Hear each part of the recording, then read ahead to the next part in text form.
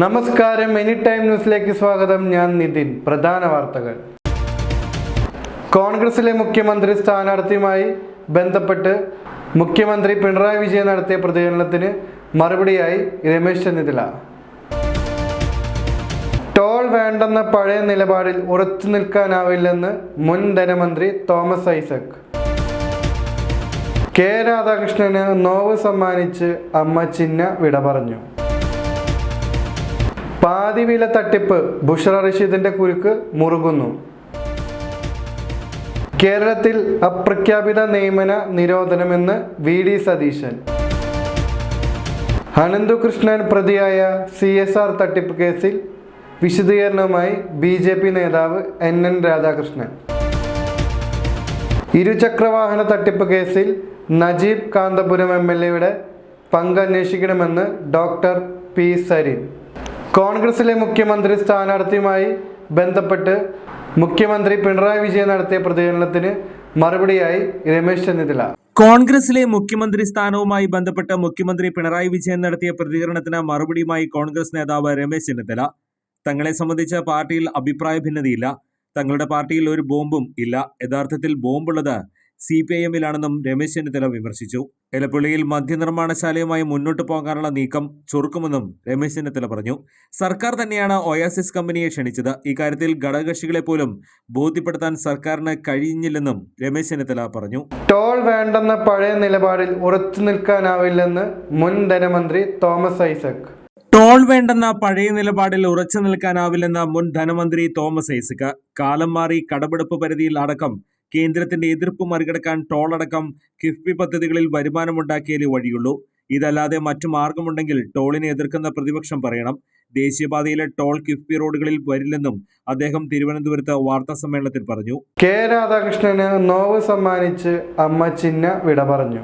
ജീവിതത്തിലെങ്ങും താങ്ങും തണലുമായിരുന്ന അമ്മയെയാണ് കെ രാധാകൃഷ്ണന് നഷ്ടമായത്. MLA, speaker, മന്ത്രി, MP എന്നീ പദവികൾ മകനെ തേടിയെത്തിയപ്പോൾ അല്പം പോലും അതിൽ അഹങ്കരിക്കാതെ എല്ലാം നിയോഗമാണെന്ന് ഈ അമ്മ പറയുമായിരുന്നു. ഇടുക്കിയിലെ തേയിലത്തോട്ടം തൊഴിലാളികളായിരുന്ന കൊച്ചുണ്ണിയും ചിന്നയും പിന്നീട് ചേലക്കരയിലെ തോന്നൂർക്കരയിലേക്ക് താമസം മാറ്റുകയായിരുന്നു. ചിന്നയുടെ 8 മക്കളിൽ രണ്ടാമത്തെ മകനാണ് കെ രാധാകൃഷ്ണൻ. ചേലക്കരയിലെ പാടങ്ങളിലെ ചേറിലും ചെളിയിലും അമ്മ ചിന്നയ്ക്കൊപ്പം കെ രാധാകൃഷ്ണനും പണിയെടുക്കാൻ ഇറങ്ങുമായിരുന്നു. ഓലമേഞ്ഞ കുടിലിലും ഓടുമേഞ്ഞ പുരയിലും ഇരുനില കെട്ടിടത്തിലും കെ രാധാകൃഷ്ണൻ താമസിക്കുമ്പോൾ ഈ മകനെ ചേർത്ത് പിടിച്ചുകൊണ്ട് ഈ അമ്മയും ജീവിച്ചു. വീട്ടിൽ വരുന്ന ആരെയും ചെറുപുഞ്ചിരിയോട് സ്വീകരിച്ചിരുന്ന അമ്മ ചിന്നയുടെ വേർപാട് ഒരു സമൂഹത്തെ മുഴുവൻ വേദനിപ്പിച്ചു. ജീവിതം നാടിനും നാട്ടുകാർക്കും വേണ്ടി ഒഴിഞ്ഞുവെച്ച് വിവാഹം പോലും വേണ്ടെന്ന് വെച്ച കെ രാധാകൃഷ്ണന് അമ്മ നോവ് സമ്മാനിച്ച് അമ്മ ചിന്ന ഈ ലോകത്തോട് യാത്രയായി. പാതിരാത്രിയിൽ വീട്ടിൽ കയറി വരുന്ന മകനെ കാത്തിരിക്കാൻ ചേലക്കരയിലെ തോന്നൂർക്കരയിലുള്ള വടക്കേ വളപ്പ് വീട്ടിൽ ചിന്നയുണ്ടാവില്ല. News bureau, any time news. പാതിവില തട്ടിപ്പ്, ബുഷറ റഷീദിന്റെ കുരുക്ക് മുറുകുന്നു.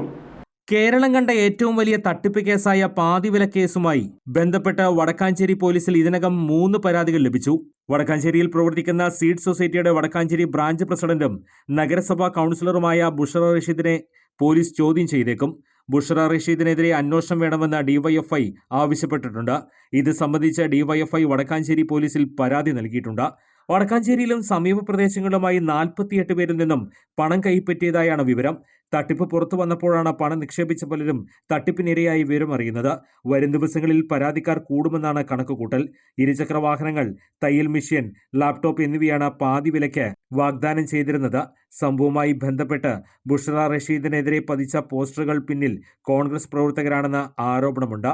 മുഖ്യമന്ത്രി പിണറായി വിജയൻ, പ്രധാനമന്ത്രി നരേന്ദ്രമോദി തുടങ്ങിയ എല്ലാ രാഷ്ട്രീയ പാർട്ടികളുടെ നേതാക്കളുമായും കേസിലെ മുഖ്യപ്രതി അനന്തകൃഷ്ണന് ബന്ധമുണ്ടെന്ന് തെളിയിക്കുന്ന ചിത്രങ്ങൾ ഇതിനകം പ്രചരിക്കുന്നുണ്ട്.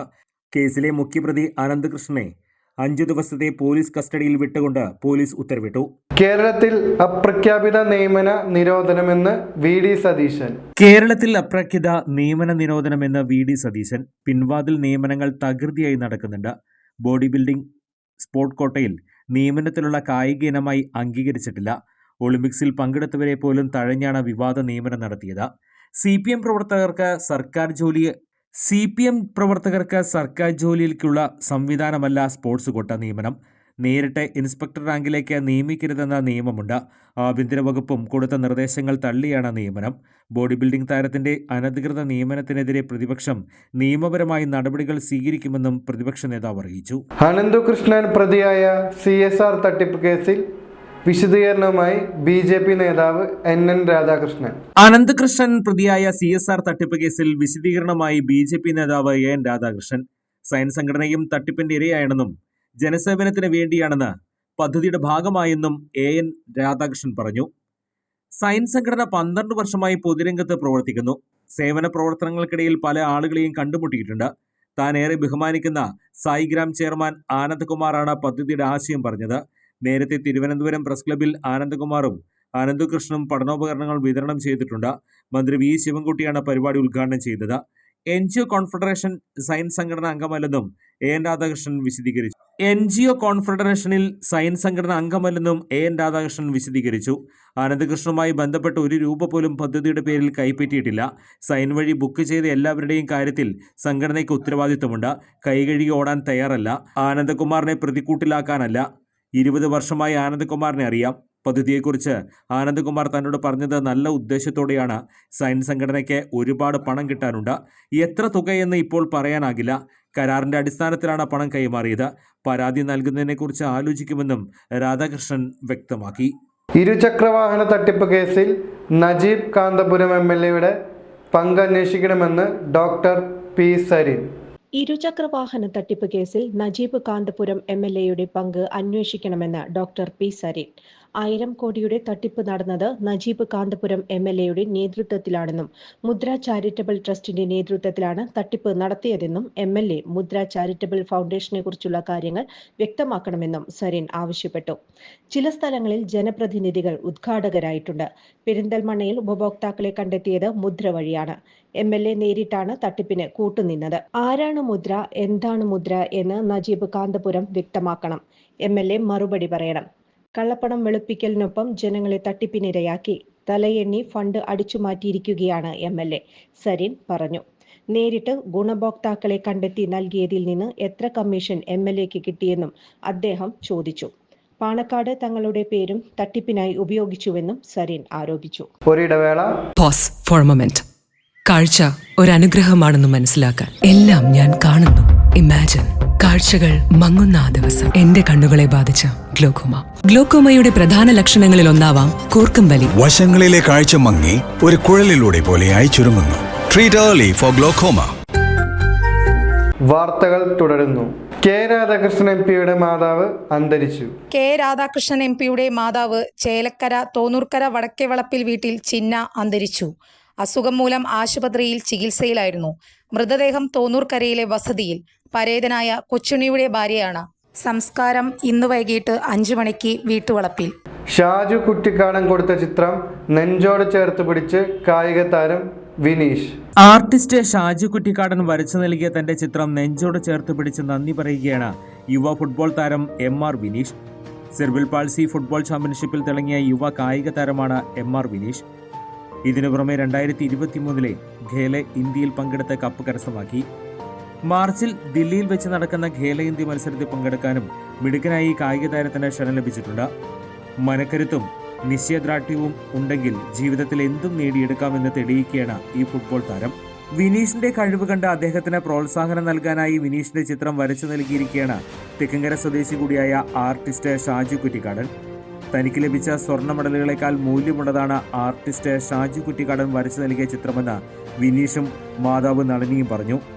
ഒരുപാട് സന്തോഷമുണ്ട്.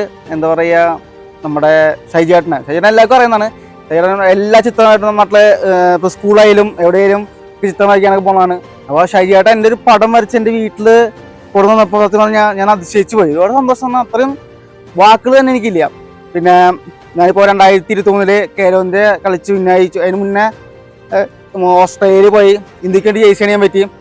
ഇനിയിപ്പോൾ അടുത്ത മാസം കേരളത്തിൽ ഗെയിം ഉണ്ടാകുമ്പോൾ ടീമിലുണ്ടാവും. അപ്പോൾ എല്ലാവരും പ്രാർത്ഥന വേണം, സപ്പോർട്ട് ചെയ്യണം. പിന്നെ ഇത്രയും വലിയ പുരസ്കാരങ്ങൾ ആദരവും കിട്ടിയാലും എനിക്ക് ഏറ്റവും വലിയ സന്തോഷം എന്ന് വെച്ചാൽ എൻ്റെ ആ പുരസ്കാരങ്ങൾ ആദരവും അത് നിങ്ങളുടെ ആദരവ് തന്നെയാണ്. അത് എൻ്റെ നേട്ടങ്ങളും നിങ്ങളുടെ നേട്ടങ്ങളാണ് എന്നാണ് ഞാൻ മനസ്സിലാക്കുന്നത്.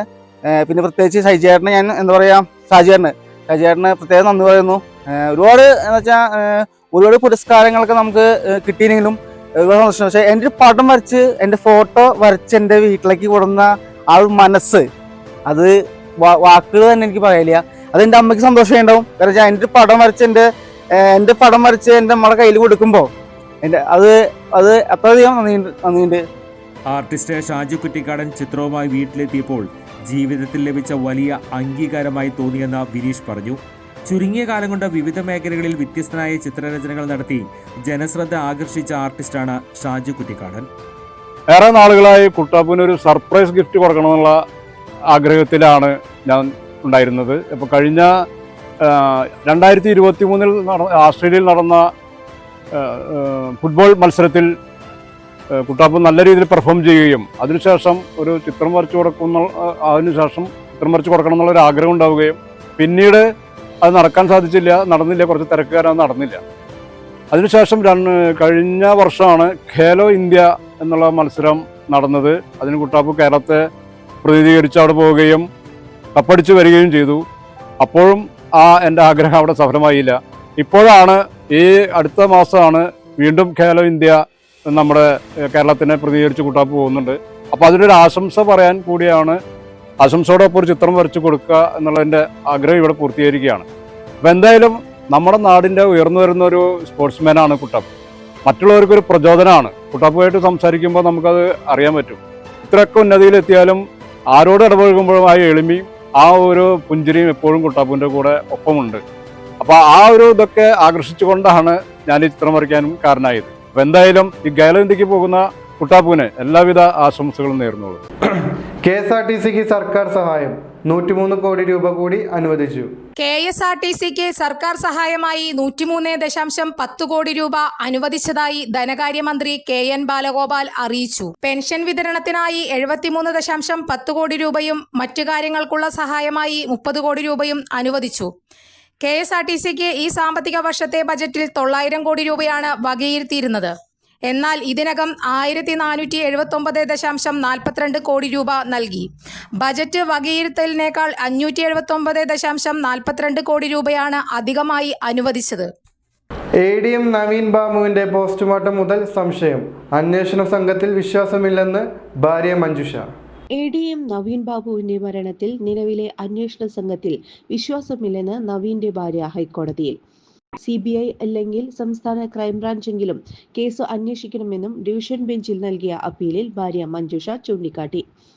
മികച്ച സംഘമാണ് നിലവിൽ കേസ് അന്വേഷിക്കുന്നതെന്ന് സർക്കാർ കോടതിയിൽ പറഞ്ഞു. അപ്പീൽ വിധി പറയാൻ മാറ്റി. ADM നവീൻ ബാബുവിന്റെ മരണത്തിൽ CBI അന്വേഷണം ആവശ്യപ്പെട്ട് കുടുംബം നൽകിയ അപ്പീലാണ് ഇന്ന് ഹൈക്കോടതി ഡിവിഷൻ ബെഞ്ച് പരിഗണിച്ചത്. നിലവിലുള്ള അന്വേഷണ സംഘത്തിൽ ഒരു തരി പോലും വിശ്വാസമില്ലെന്ന് നവീൻ ബാബുവിന്റെ ഭാര്യ കോടതിയിൽ പറഞ്ഞു. മരണത്തിൽ പോസ്റ്റ്മോർട്ടം മുതൽ സംശയമുണ്ട്. ഹൈക്കോടതി സിംഗിൾ ബെഞ്ച് CBI അന്വേഷണം നിരസിച്ചിരുന്നു. CBI ഇല്ലെങ്കിൽ കേസ് സംസ്ഥാന ക്രൈംബ്രാഞ്ചെങ്കിലും അന്വേഷിക്കണമെന്നാണ് ഡിവിഷൻ ബെഞ്ചിനു മുന്നിൽ കുടുംബത്തിന്റെ ആവശ്യം. മുതിർന്ന ഉദ്യോഗസ്ഥൻ അന്വേഷണത്തിന് മേൽനോട്ടം വഹിക്കണം. സത്യം പുറത്തു കൊണ്ടുവരിക മാത്രമാണ് തന്റെ ലക്ഷ്യമെന്നും ഭാര്യ പറഞ്ഞു. കേസ് ഡയറി ഉൾപ്പെടെ കോടതി പരിശോധിക്കണമെന്നും ഹർജിക്കാരി ആവശ്യപ്പെട്ടു. എന്നാൽ നവീന്റെ ഭാര്യ പറഞ്ഞ എല്ലാ രേഖകളും കോടതി പരിശോധിച്ചിട്ടുണ്ടെന്നും നിലവിൽ മികച്ച അന്വേഷണ സംഘമാണ് കേസ് അന്വേഷിക്കുന്നതെന്നും സർക്കാർ കോടതിയെ അറിയിച്ചു.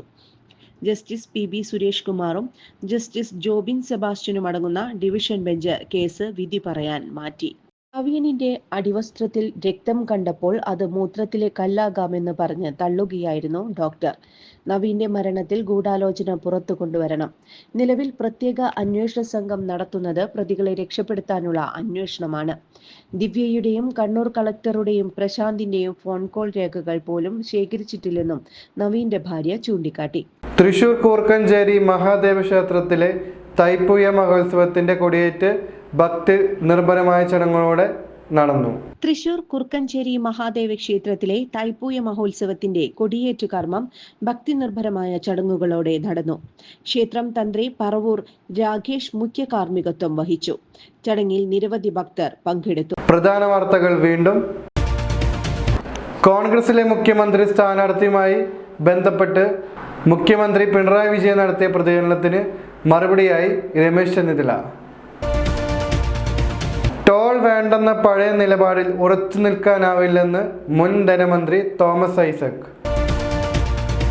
കെ രാധാകൃഷ്ണന് നോവ് സമ്മാനിച്ച് അമ്മ ചിന്ന വിട പറഞ്ഞു. പാതിവില തട്ടിപ്പ്, ബുഷറ റഷീദിന്റെ കുരുക്ക് മുറുകുന്നു. കേരളത്തിൽ അപ്രഖ്യാപിത നിയമന നിരോധനമെന്ന് VD സതീശൻ. അനന്തുകൃഷ്ണൻ പ്രതിയായ CSR തട്ടിപ്പ് കേസിൽ വിശദീകരണവുമായി BJP നേതാവ് NN രാധാകൃഷ്ണൻ. ഇരുചക്രവാഹന തട്ടിപ്പ് കേസിൽ നജീബ് കാന്തപുരം MLAയുടെ പങ്ക് അന്വേഷിക്കണമെന്ന് ഡോക്ടർ P. സരീൻ. ഇതോടുകൂടി വാർത്താ ബുള്ളറ്റിൻ അവസാനിച്ചു. നന്ദി, നമസ്കാരം.